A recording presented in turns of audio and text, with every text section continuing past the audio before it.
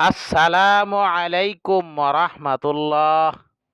যদি আপনার শরীরে হাত ও পায়ে কোনো প্রকারের ব্যথা অনুভব করেন, যে ব্যথা কোনো জিনভূত থেকে বাতাসি সমস্যা অথবা কুকুর ও সাপ বিচ্ছুর কামড়ের ব্যথা, বাত ব্যথা বা হাঁটুতে ব্যথা, গিরায় গিরায় ব্যথা, যে কোনো ব্যথায় আপনি এই আমলটি করতে পারেন, যাহা অনেক কার্যকরী ও পাওয়ারফুল আমল।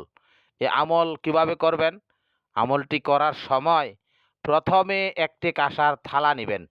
এই কাঁসার থালায় কুরআনের ১১২তম সূরার ২য় আয়াত আল্লাহুস সামাদ, আল্লাহুস সামাদ, আল্লাহুস সামাদ ৪০ বার পরে কাঁসার থালায় ফুঁক দিয়ে খালি গায়ে পিঠের উপর কাঁসার থালাটি আঙ্গুলে ৩টি টোকা দিয়ে বসিয়ে দিন।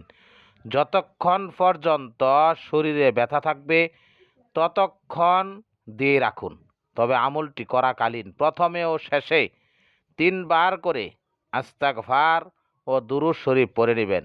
ইনশাআল্লাহ আমলটি করে আল্লাহর কালামের অলৌকিক শক্তি নিজে দেখুন ও যাবতীয় ব্যথা দূর করুন।